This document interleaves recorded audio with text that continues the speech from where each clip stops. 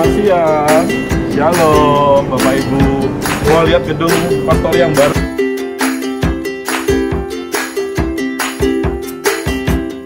Yuk, mari silakan masuk.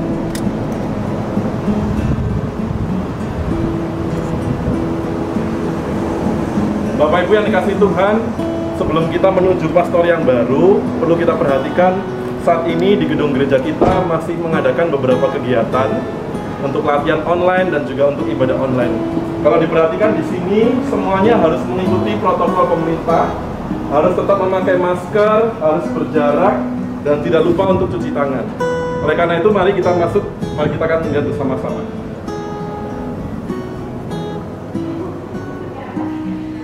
Mungkin ada di antara kita yang saat ini sudah kangen untuk datang ibadah tatap muka yang selama ini ibadah online di rumah. Kalau misalnya Bapak Ibu kangen supaya bisa mengobati rasa kangen kita, mari kita lihat sejenak gedung gereja kita dengan segala persiapan ibadah online.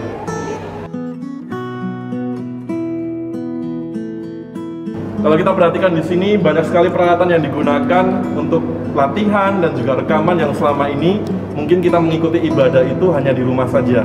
Kalau Bapak Ibu perhatikan ada penggunaan green screen, kemudian ada beberapa layar tambahan, dan ini dekorasi juga diupayakan supaya sebisa mungkin jemaat bisa merasakan suasana Natal yang sebentar lagi akan bersama-sama kita rayakan, dan juga kita bisa menikmati kehadiran Tuhan walaupun kita berada dalam masa pandemi. Selanjutnya mari kita menuju ke gedung pastor yang baru. Terima kasih Tuhan, kita akan menuju gedung pastor yang baru. Mari saya antarkan kita bersama-sama. Gedung pastor yang baru lokasinya tidak terlalu jauh dari gedung ibadah utama ini. Kita bisa melewati lorong. Kalau Bapak Ibu perhatikan di sini masih ada kegiatan beberapa rekan-rekan yang mau berlatih tentang memakai masker atau menggunakan protokol kesehatan yang sudah dianjurkan oleh pemerintah. Kalau kita perhatikan, kantor juga tetap bekerja seperti biasanya untuk bisa melayani kita bersama-sama supaya segala sesuatu yang terkait dengan ibadah online bisa terlaksana dengan baik. Mari silakan.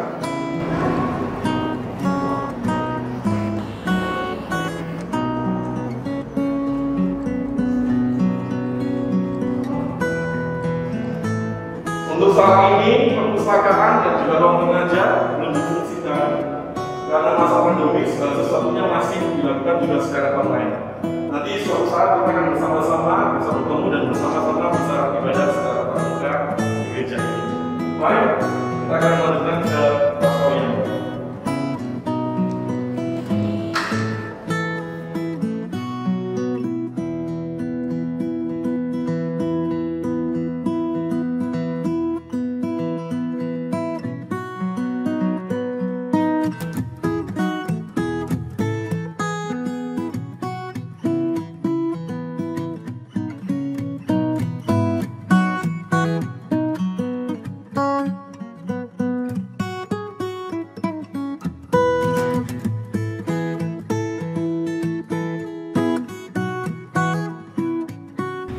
Jemaat yang dikasih Tuhan, ini adalah gedung pastori kita yang baru. Ini adalah rumah kita bersama.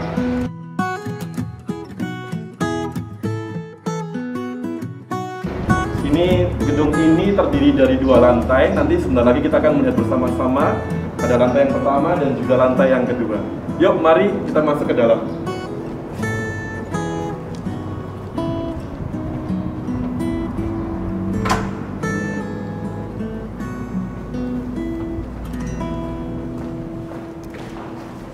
Jemaat, di lantai yang pertama ini terdiri dari ruang majelis dan juga ruang makan atau bisa dikatakan juga ruang bersama, di mana segala kebersamaan nanti akan berlangsung di sini.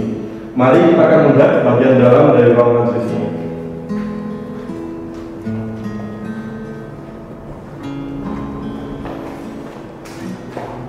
Bapak Ibu, kalau kita perhatikan di sini sudah ada meja untuk rapat dan nanti akan beberapa perabotan juga akan ditambahkan terkait dengan seluruh kegiatan majelis. Di tempat ini nanti akan juga banyak sekali keputusan-keputusan penting akan diambil dan semakin membuat gereja kita mengalami kemajuan baik itu secara kerohanian dan juga segala kegiatan, dan semuanya itu untuk memuliakan nama Tuhan.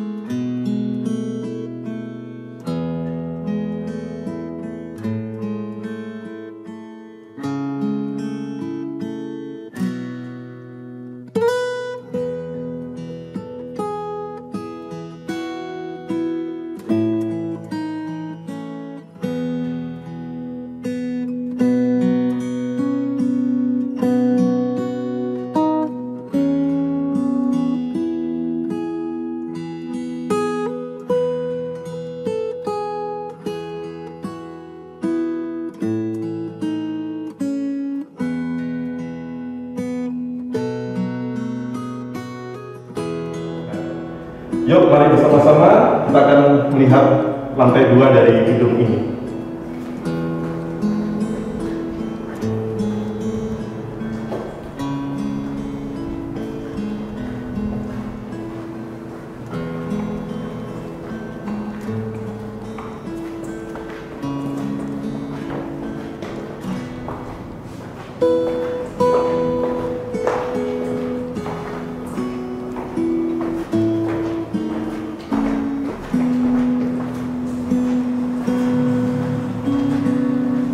Jemaat kasih Tuhan, kalau diperhatikan di lantai 2 ini tersedia 3 buah kamar.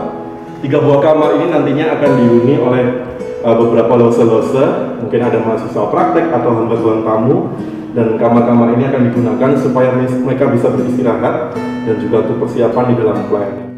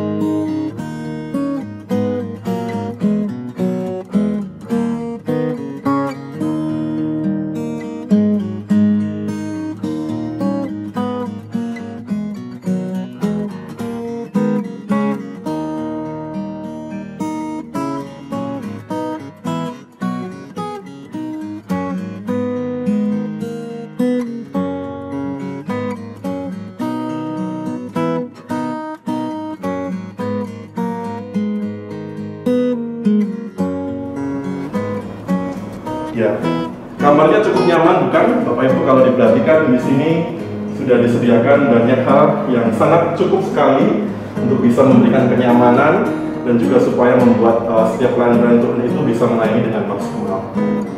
Dan juga dilengkapi dengan kamar mandi sebagai fasilitas utama dari bangunan ini juga. Kalau jemaat juga perhatikan di sini kita bisa menyaksikan pemandangan yang sangat indah di bagian balkon ini, dan di sini nanti juga akan banyak sekali pembicaraan-pembicaraan penting. Mungkin ada beberapa remaja yang bisa main di sini dan bisa ngobrol, gitu ya, tentunya nanti bersama dengan lose-losenya. Mungkin ada kegiatan-kegiatan yang juga bisa dilaksanakan baik di bawah maupun di atas ruangan ini. Jadi sekali lagi, ini bukan rumah saya, ya, bukan rumah lose Jessica atau lose-lose yang lain dan hamba Tuhan yang lain, tetapi sekali lagi ini adalah rumah kita bersama. Saya mewakili majelis jemaat dari GKT Citra Raya mengucapkan banyak terima kasih kepada setiap dari kita yang telah berpartisipasi, baik itu melalui doa, baik itu melalui tenaga, dan juga dana dan sumbangan-sumbangan perabotan yang sudah diberikan untuk kelangsungan pembangunan dan juga segala fasilitas dari gedung pastor yang baru ini. Kiranya apa yang sudah kita lakukan, persembahan-persembahan kita berkenan di hadapan Tuhan dan senantiasa boleh memuliakan nama Tuhan. Mari bersama-sama saya antarkan kembali, kita bisa kembali ke lantai yang pertama.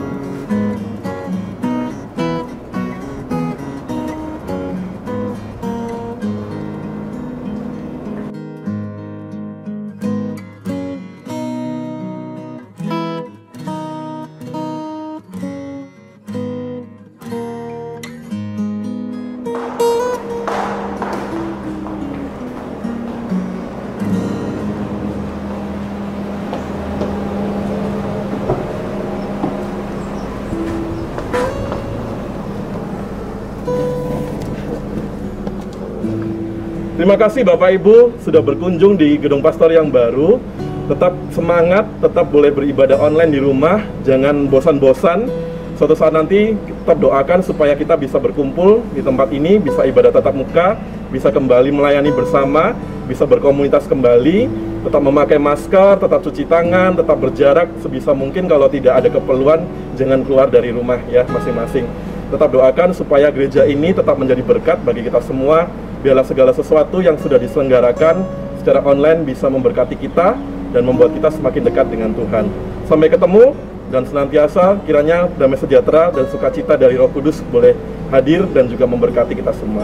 Shalom, terima kasih, sampai jumpa lagi.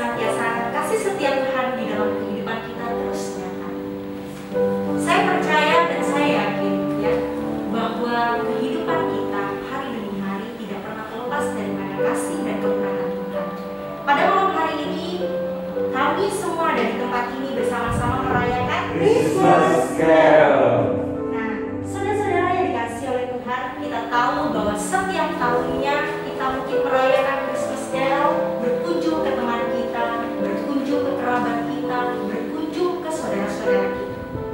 Tetapi karena pandemi COVID tahun 2020 ini mungkin membuat kita merasa kuat, membuat kita takut, ya. Dan kita tahu, kita semua mengerti, hari ini kita pun bersama-sama melakukan protokol kesehatan, ya, untuk menjaga diri kita sendiri dan juga orang lain. Tapi saudara-saudari kasih Tuhan, janganlah bersedih hati, ya, jangan kecewa. Karena apa? Karena kami semua berada di tempat ini. Ada Kak Hemi, Ko Ali, Ko Ade, Masa Anton, Masa Kokwa, saya dan juga Budian, semua yang mau berbagi sukacita dan juga pengalaman-pengalaman kami di tengah masa COVID untuk bisa memberikan penguatan dan juga penghiburan kepada saudara-saudara sekalian yang berada di rumah. Nah, pada malam hari ini kita akan mulai terlebih dahulu dengan menyanyikan pujian. Mari kita bersama-sama memuji Tuhan, kita memuliakan Tuhan bersama dengan keluarga kita di rumah di dalam kesederhanaan. Hai, mari berhimpun.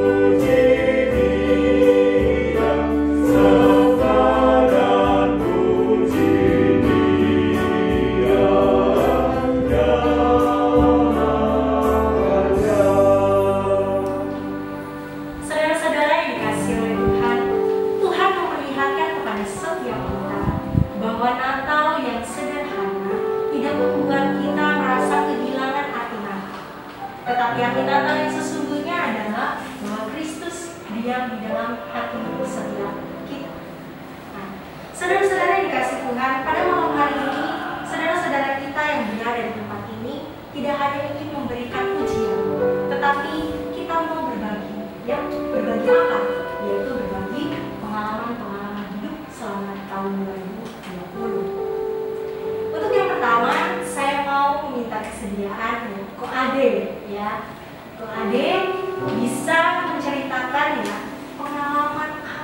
kasih yang sebenarnya didapatkan di tahun 2020 yang Ko Ade itu merasa bahwa oh iya ya Tuhan kasih sayang ini satu pembentukan.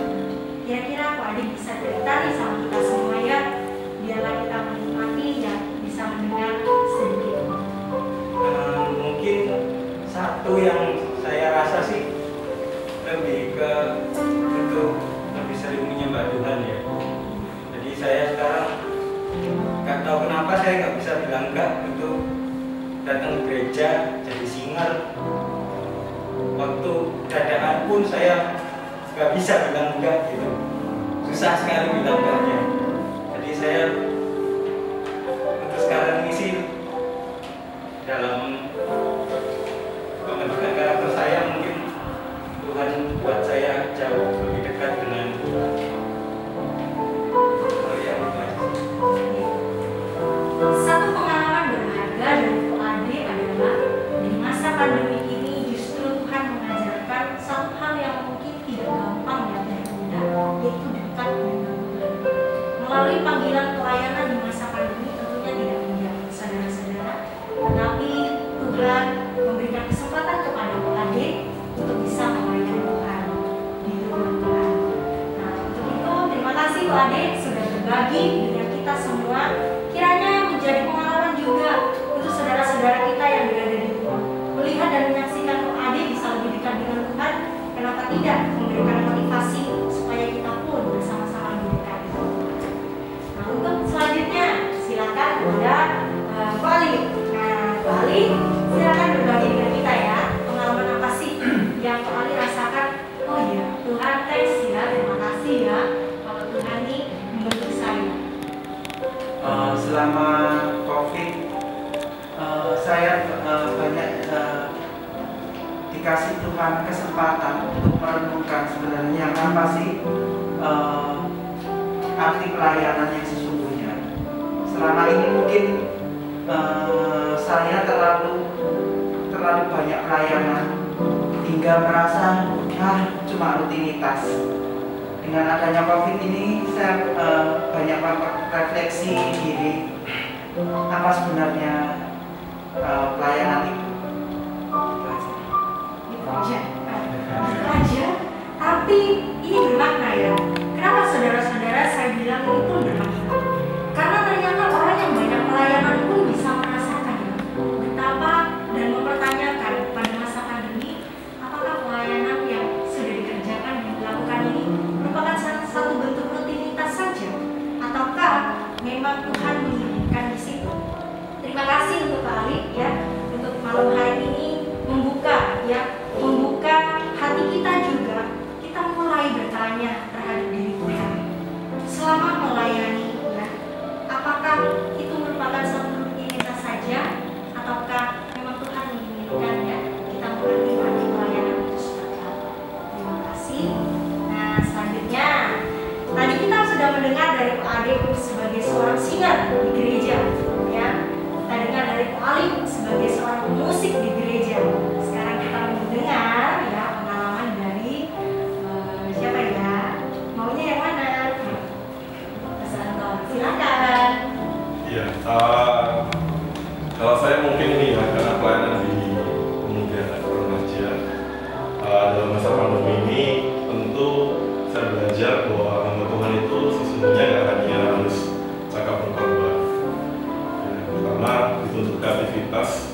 Karena kita tahu anak muda itu mereka lebih banyak jenuh, bosan gitu ya. Kalau metode yang kita gunakan masih metode yang lama dengan tatap muka, ya pasti mereka jenuh. Ya. Terus harus sekreatif mungkin, harus belajar keluar dari zona nyaman.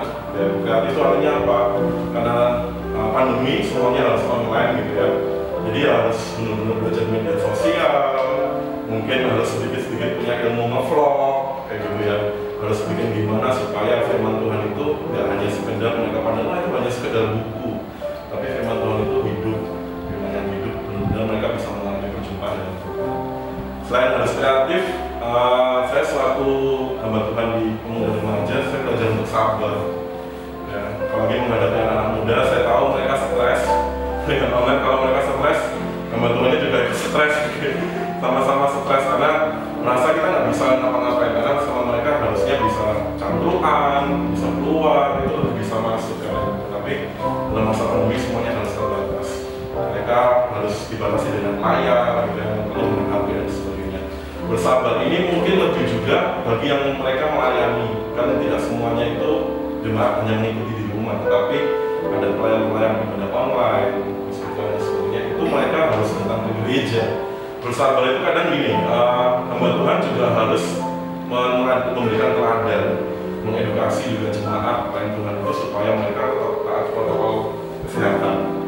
Kadang udah jalan beberapa bulan, udah mulai pada malas pakai masker, malas pakai face shield. Maksudnya anak-anak muda itu memang ya sudah bosan gitu loh, ngapain harus pakai face shield, masker. Kadang harus sabar gitu ya, karena saya selalu ingatkan ya ini kita lakukan supaya menjaga keluarga kalian dan juga menjaga komunitas.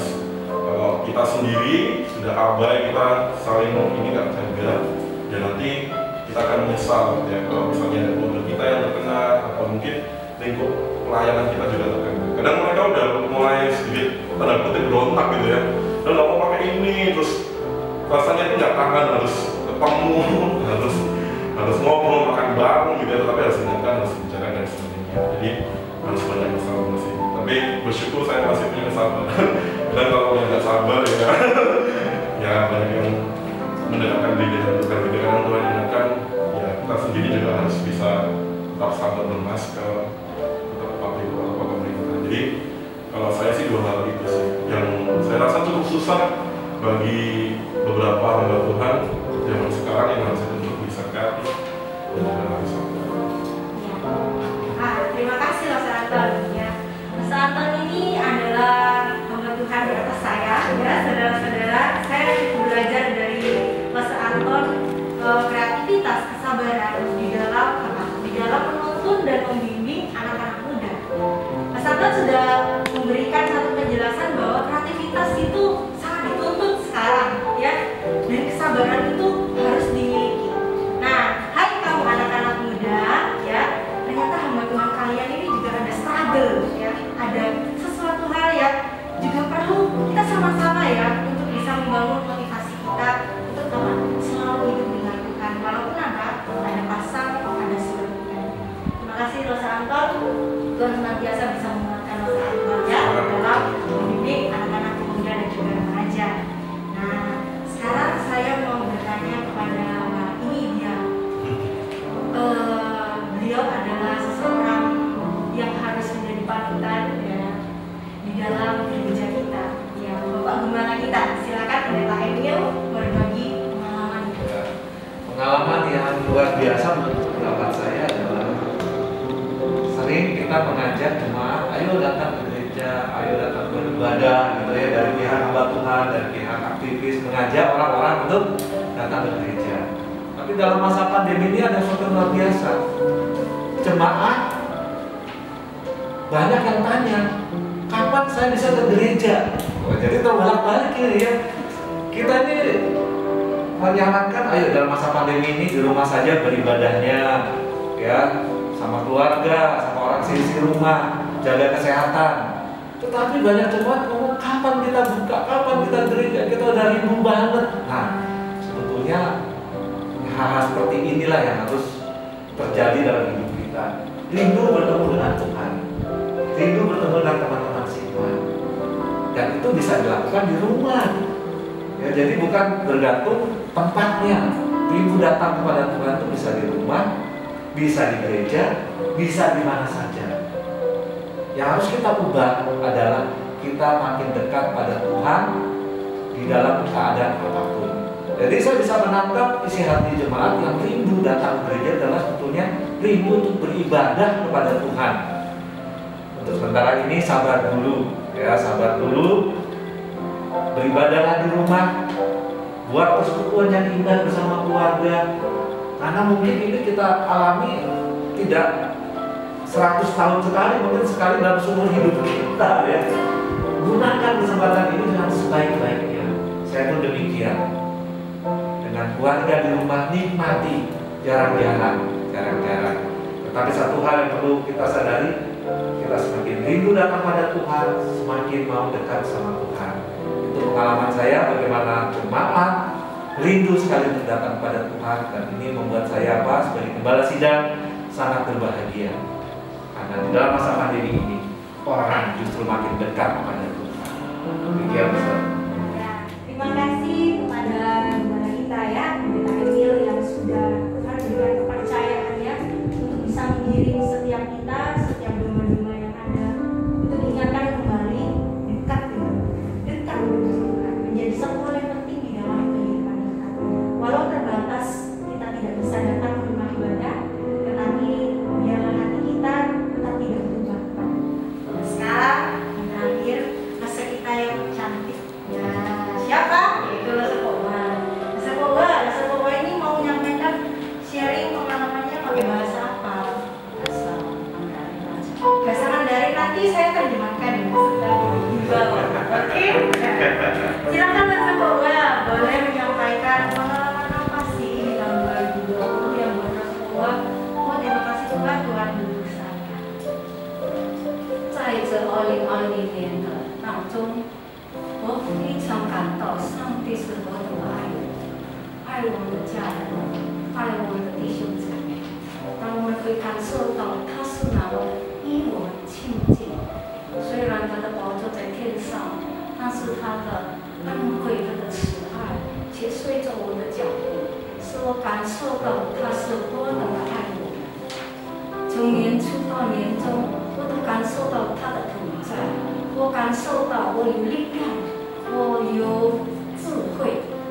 特别在这个先生在这个病痛当中，他2次的休克，但是主给我智慧，可以使我没有这个散漫，并且是精心的看着他，知道他在软弱的时候，也知道让我可以向上帝呼求，也是可以向这个护士报告他的病情，所以一切的事情容易的度过了，实在非常的感恩。他虽然坐在天上，但是他最听我们的祷告。当我呼求他的时候，真是他蒙了他的垂听。我觉得主一个伟大的主，一位降生在世上的救主与我们同在，这是何等的宝贵，这是我们何等的有福，使我们可以享受到他的同在，他的恩惠，他的慈爱，随着我们的生活。虽然在疫情当中我们不能到教会，但是我们能够感受到弟兄姊妹的爱心，他们的这个问候、关心，使我感受到上帝实在没有离开我们。虽然这个疫情多么的可怕，但是我们却安然度过。我们实在感谢上帝，给我们弟兄姊妹一同来，今天可以庆祝耶稣的降生。所以在座的弟兄姊妹们，让我们真的能够感受到上帝有一位神，奇妙的神，奇妙的救主耶稣，他降生在这个世上，使我们生命有力，使我们生活有力，使我们生命的走得更丰盛。所以我在这里向大家说，上帝多么的爱我们。但愿在这圣诞节期间，我们没有浪费，珍惜他的慈爱和恩惠，珍惜他给我们的那种经验，让我们去接受他，成为我们个人的救主，使我们可以享受到我们生命中的丰盛。这是我的经验，他常常听我的祷告，我觉得他真的听我的请求，我感受到他爱我，用我，帮我，使我有智慧，使我有能力。从在疫情当中，从年初到年终，神都给我们健康的身体，也给我们智慧的灵，我实在很感恩。我把这一切的尊贵、颂赞、荣耀归给爱我们的主。我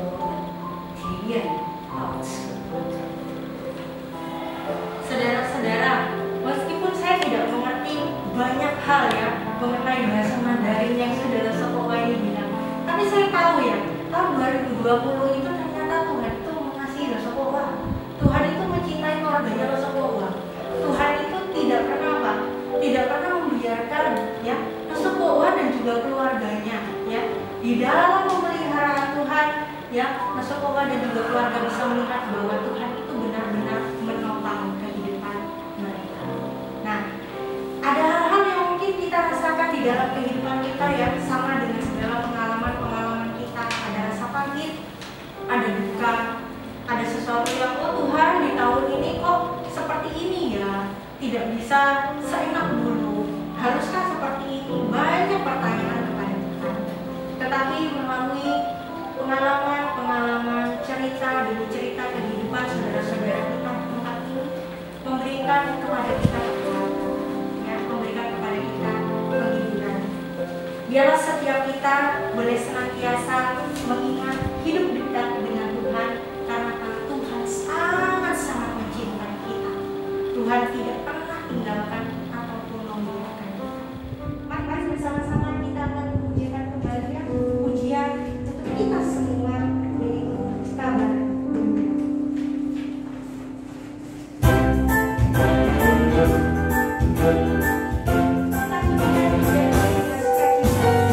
Padang rumput yang sunyi, gembala jaga domba, tiba-tiba terdengar suara puji-pujian.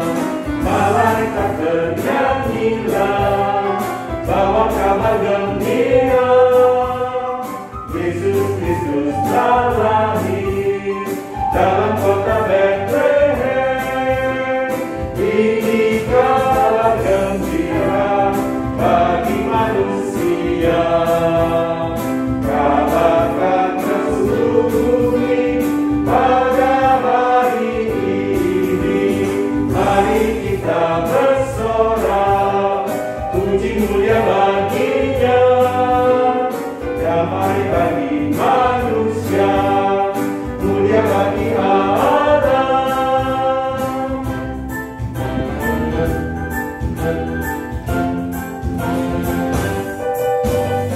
Gembala bawa domba, puji serta menyembah. Dari tiga orang majus datang bawa hadiah. Di dalam palungannya Yesus kecil berbaring, anak Allah yang tunggal lahir jadi manusia. Ini kabar gembira bagi manusia. Kabarkan ke seluruh bumi pada hari ini. Mari kita bersorak, puji mulia baginya. Damai bagi manusia, mulia bagi Allah. Saat ini kita akan bersama-sama mendengarkan renungan firman Tuhan dari Saudara Daniel dan kita semua. Mari kita berdoa sebelum kita mendengarkan firman Tuhan. Bapa yang di surga, kami mengucap syukur, kami yakin dan percaya Tuhan hadir di tengah-tengah kami. Pimpin kami dalam merenungkan firman Tuhan. Pimpin kami dalam memahami firman Tuhan. Dan biarlah hati kami adalah hati yang terbuka, yang siap ditaburi firman Tuhan, sehingga firman itu bertumbuh dan berbuah. Terima kasih Bapa, biarlah Tuhan Roh Kudus menyertai kami semua. Dalam nama Yesus kami berdoa. Amin. Saudara-saudara sekalian, selamat malam. Ya, hari ini kita berkunjung ke pastori gereja, tempatnya Losa Anton ini. Ada di kamar atas ya. Kita sudah lihat kan tadi kamar-kamarnya. Nah, jemaat boleh datang tempat ini. Ya, ini rumah kita bersama, tempat kita bersama. Ini adalah pemberian Tuhan yang kita harus syukuri, yang harus kita manfaatkan, kita gunakan untuk kemuliaan namanya. Amin ya. Jadi tempat ini mari kita gunakan untuk kemuliaan nama Tuhan. Baik, kita akan bicara tentang Natal. Natal itu artinya apa sih? Ya, Hari Natal gitu ya. Ada yang bisa jawab Natal artinya apa? Hari Natal gitu ya. Ada yang bisa jawab Natal artinya apa? Hah? Natal artinya lahir. Nah, ya. Artinya lahir. Nah, itu bahasa Latin ya. Natal itu artinya lahir. Nah, kalau saya tebak-tebakan lagi, kalau bahasa Prancisnya apa? Noel. Wah, keren ya. Pernah ke Prancis? Belum pernah. Belum pernah. Belum. Saya juga belum. Tenang aja lah. Nanti kita sama-sama ya. Jadi ada lagu yang namanya Noel. Noel itu artinya Natal. Bahasa Indonesianya lahir. Nah ya. Dulu saya pikir tuh Noel itu lonceng. Noel. Teo. Ternyata itu bahasa Prancis ya, Noel. Nah ini arti Natal. Kita sudah merayakan Natal bertahun-tahun, puluhan tahun, belasan tahun sesuai dengan umur kita. Sekarang saya mau tanya lagi, Yesus lahir di mana?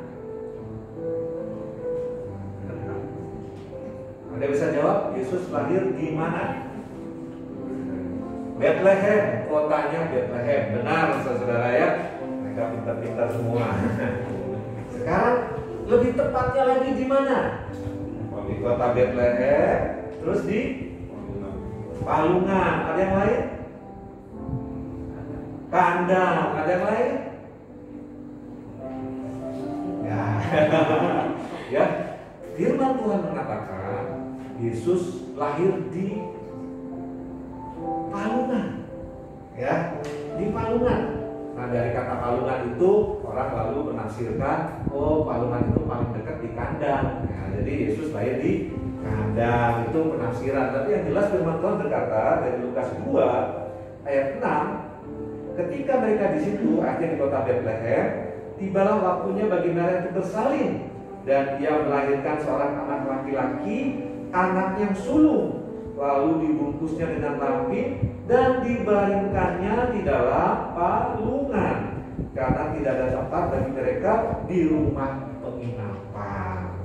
Lalu ayat 15 juga, setelah malaikat-malaikat itu meninggalkan mereka dan kembali ke surga, jadi malaikat juga memberitakan pelayanan Yesus itu di padang kepada gembala-gembala. Setelah mereka ke surga, gembala-gembala itu berkata seorang kepada yang lain, marilah kita pergi ke Bethlehem, betul ya, di kota Bethlehem, untuk melihat akan terjadi di sana seperti yang diberitahukan Tuhan kepada kita. Lalu mereka cepat-cepat berangkat dan menjumpai Maria dan Yusuf dan bayi itu yang sedang berbaring di dalam palungan.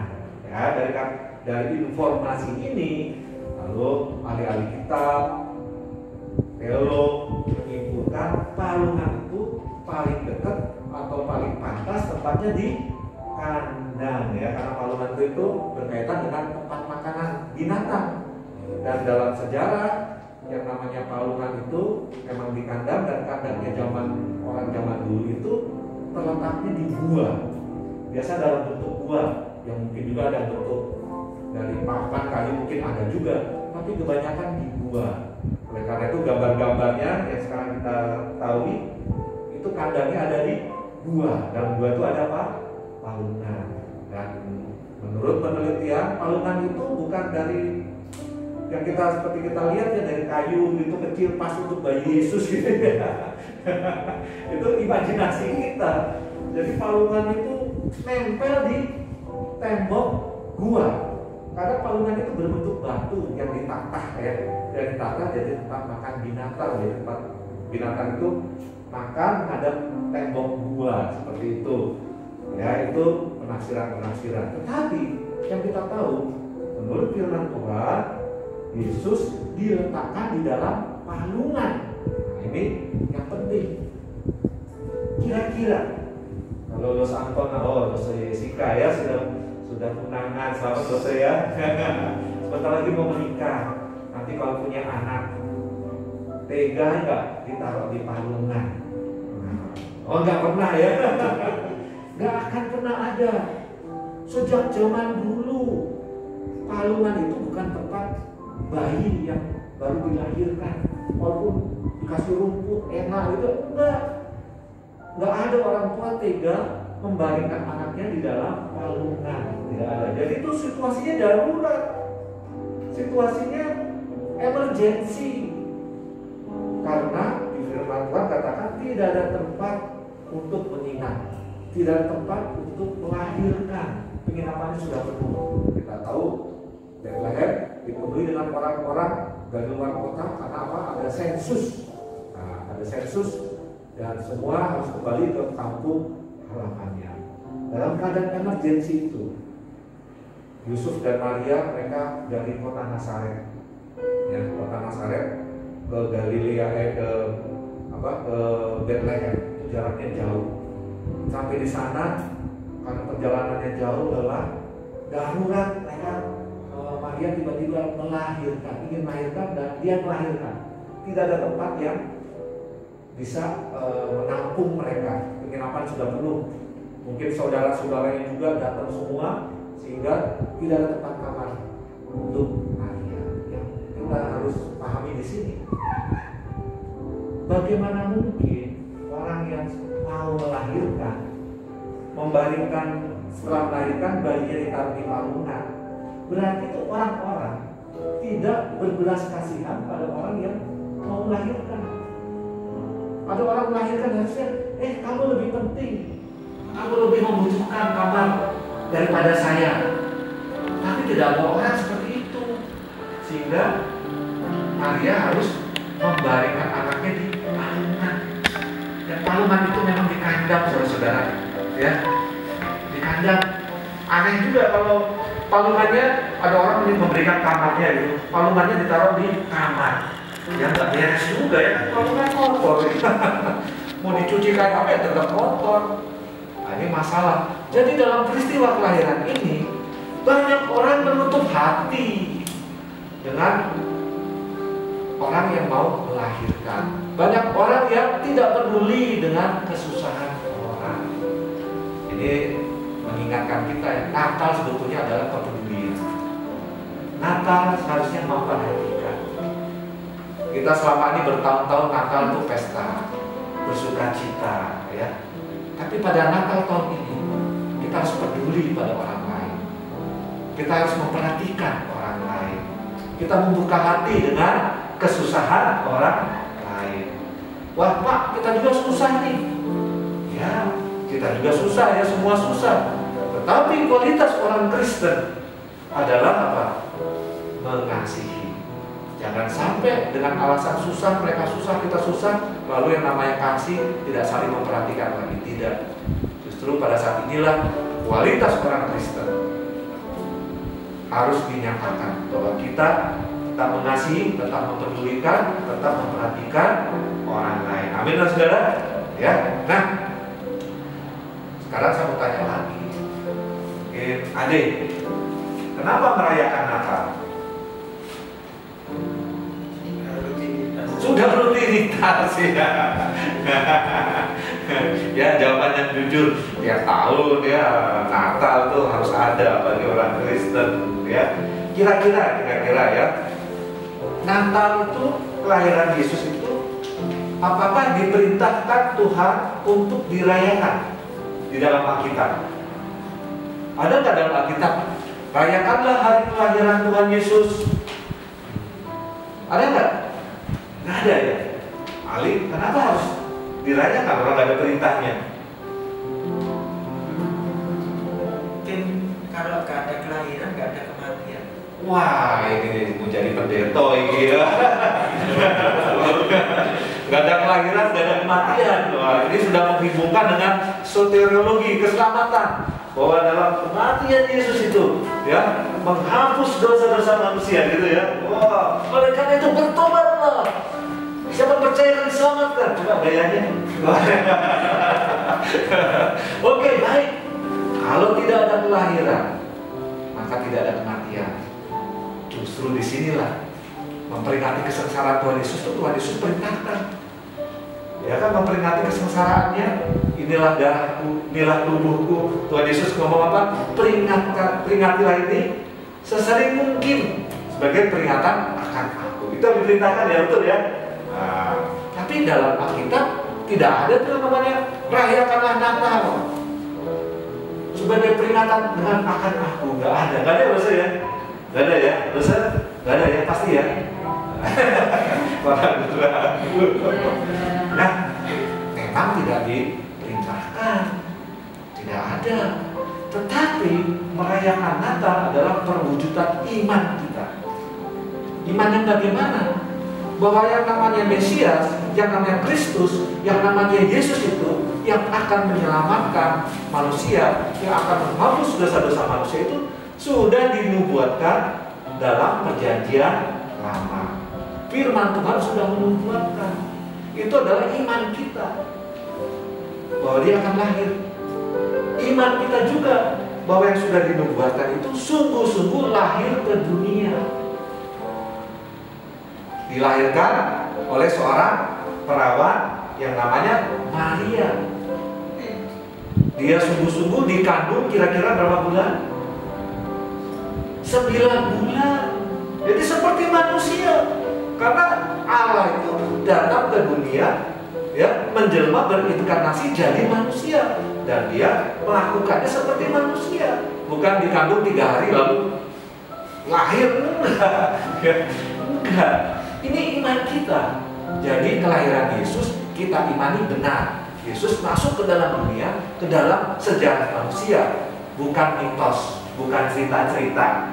Katanya Allah datang manusia tiba-tiba muncul, atau tiba-tiba Maria perutnya gendut, seminggu kemudian melahirkan, gitu ya. Enggak. Merayakan Natal, pernyataan iman kita bahwa Allah sungguh menjadi manusia.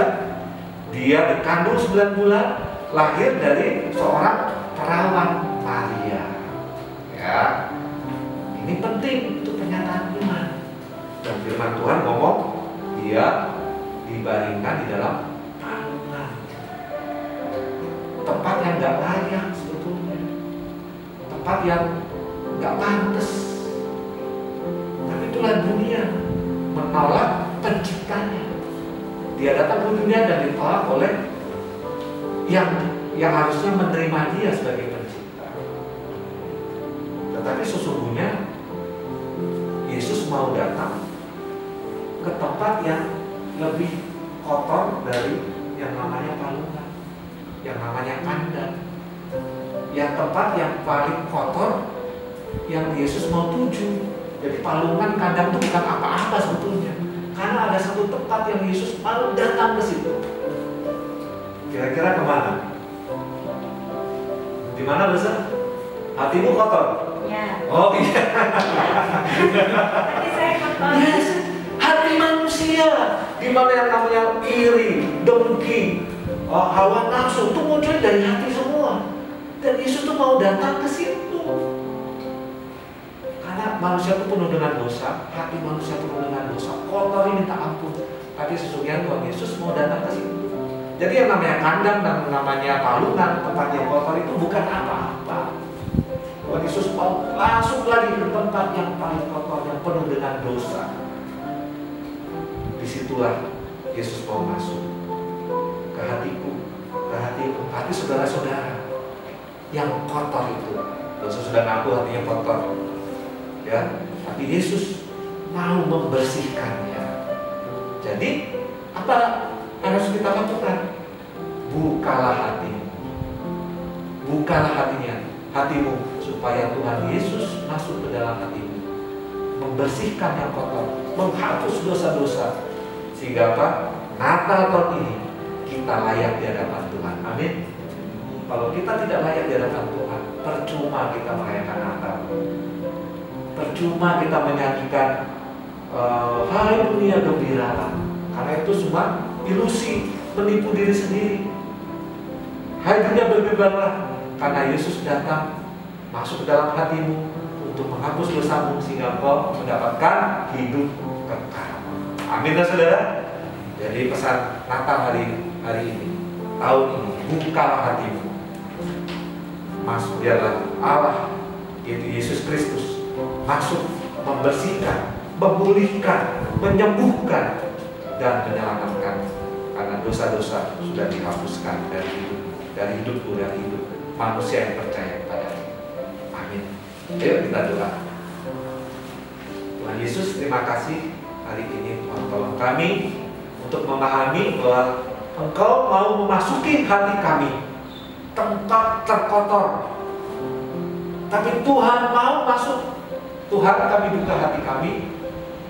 Kami mau Tuhan datang, hidup dalam hati kami, menguasai hati kami, mengampuni dosa-dosa kami. Terima kasih Bapak, terima kasih. Di dalam nama Yesus, Tuhan dan Juru Selamat kami hidup kami berdoa. Amin. Amin.